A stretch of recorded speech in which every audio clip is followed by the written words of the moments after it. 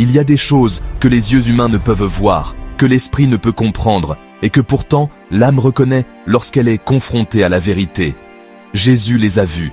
Pas dans un rêve, pas dans une vision floue, pas dans une image symbolique. Il les a vus avec une clarté que nul humain n'a connue avant ou depuis.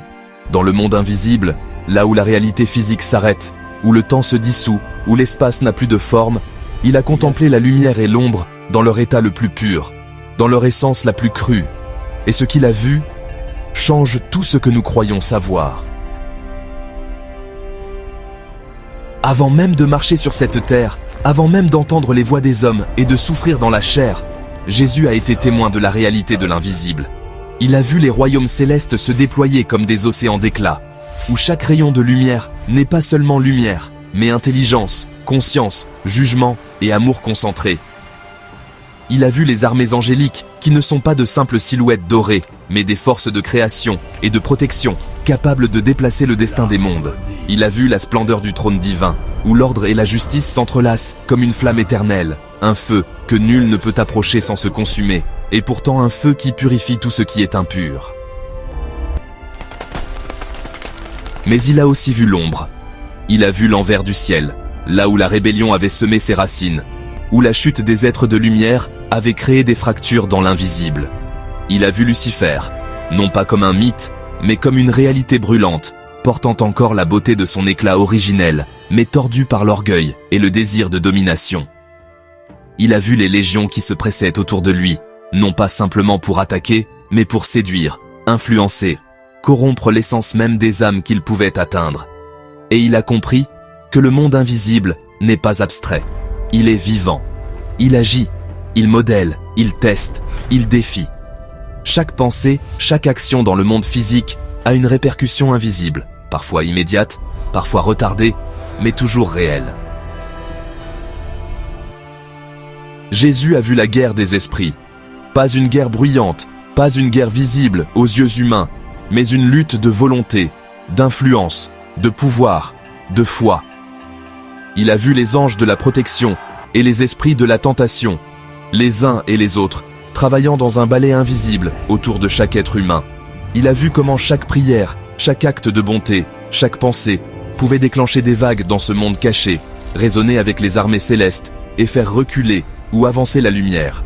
Il a vu les chaînes invisibles que l'ombre tente de poser sur les âmes endormies, les habitudes destructrices qu'elle entretient, les mensonges subtils qu'elle souffle, les visions corrompues qu'elle envoie dans le sommeil des hommes pour influencer leurs décisions à venir. Mais il a vu plus encore. Il a vu la justice divine en action. Une justice qui ne juge pas avec colère, mais avec précision. Une justice qui protège ceux qui se tiennent fermes dans la vérité. Une justice qui rétablit le cours de la destinée quand elle est menacée. Il a vu les portes de l'éternité s'ouvrir pour accueillir ceux qui persévèrent dans la lumière et se refermer pour ceux qui s'attachent à l'ombre. Il a vu la miséricorde comme une force tangible, capable de transformer l'invisible autant que le visible, capable de purifier les cœurs et de reconstruire les âmes. Et c'est là que réside la plus grande révélation. Jésus n'a pas seulement vu le monde invisible pour comprendre la grandeur de Dieu ou la profondeur du mal. Il l'a vu pour montrer à l'humanité que ce que nous ignorons, ce que nous ne percevons pas, ce qui semble inexistant, influence directement notre vie. Chaque peur, chaque doute, chaque choix a des répercussions invisibles. Chaque prière, chaque acte de lumière, chaque volonté de se lever malgré la fatigue, résonne dans les sphères que nous ne pouvons imaginer. Il a vu que le ciel et l'enfer ne sont pas des lieux lointains, mais des réalités présentes, entrelacées dans nos vies, invisibles mais palpables. Il a vu la tentation de Judas, avant même que Judas ne parle, avant même que son esprit ne se détourne. Il a vu la peur dans les cœurs, les espoirs falsifiés, les loyautés compromises. Il a vu ce que l'humanité porte en elle, même lorsque les yeux sont fermés et que les mains se taisent. Il a vu comment la lumière pouvait triompher, non pas en ignorant le mal, mais en le comprenant, en le confrontant, en le purifiant. Il a vu que la vraie puissance ne réside pas dans la force physique ou dans l'autorité sociale, mais dans la conscience éveillée, dans le discernement, dans la connexion intime avec Dieu et avec la vérité invisible. Pendant qu'il priait dans le jardin, Jésus n'était pas seul. Les esprits qui rôdent autour de chaque âme humaine étaient là. Certains pour tenter, d'autres pour protéger, certains pour observer, d'autres pour guider. Il a vu l'intensité de ce monde invisible, et pourtant il n'a pas tremblé. Il a marché dans la clarté de ce qu'il voyait, avec une lucidité qui dépasse l'entendement humain. Et parce qu'il a vu, il nous laisse un enseignement. Notre sommeil n'est jamais un hasard. Nos choix, même invisibles, n'échappent jamais au monde spirituel. Et notre vie sur cette terre est entrelacée avec des forces que nous ne comprenons que rarement, mais qui façonnent tout. Chaque nuit, lorsque tu fermes les yeux, le monde invisible se réveille autour de toi. Des anges veillent, des ombres tentent, des forces surveillent. Et chaque pensée, chaque émotion, chaque prière devient une flamme, une étincelle, un fil invisible dans une tapisserie que seul le ciel peut voir dans son intégralité. Jésus a vu cette tapisserie. Il a vu les fils noirs et les fils lumineux, les entrelacements, les nœuds, les passages subtils que nous appelons hasards, mais qui sont en réalité de la mécanique spirituelle, invisible mais parfaite, juste, implacable et infinie. Et ce que Jésus a vu doit nous réveiller. Nous devons comprendre que notre vie n'est pas simplement la somme de nos expériences physiques.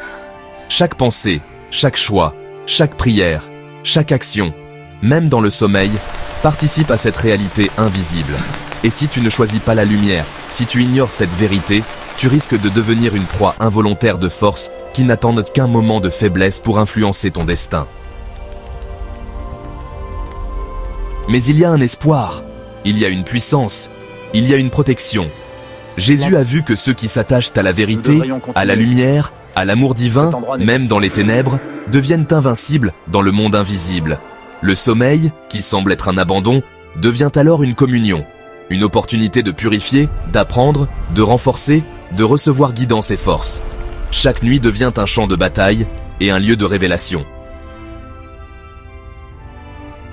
Et si tu veux être préparé pour ce que Jésus a réellement vu, pour comprendre comment naviguer dans le monde invisible, pour protéger ton âme, pour éveiller ta conscience, alors abonne-toi à cette chaîne.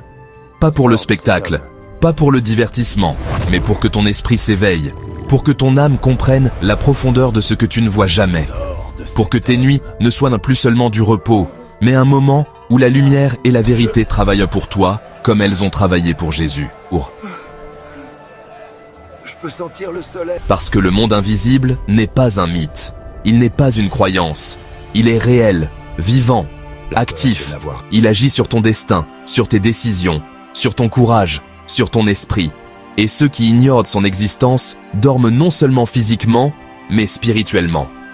Jésus a vu ce monde, il a vu le danger et la gloire, et il a montré que la victoire n'est pas dans la chair, mais dans la conscience éveillée.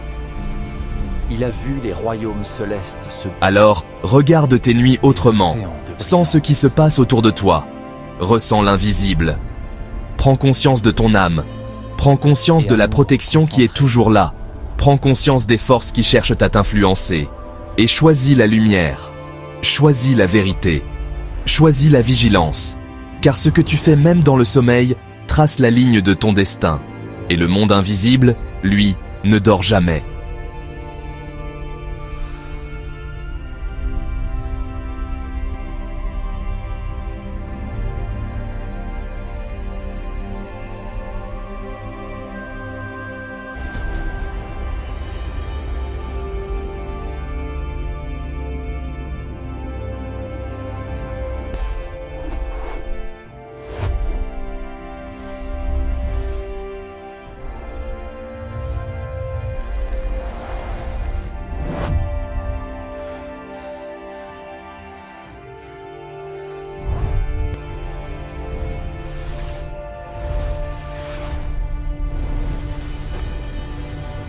Alors le marchand dit « Un denier pour ce poisson ?» Je lui ai dit.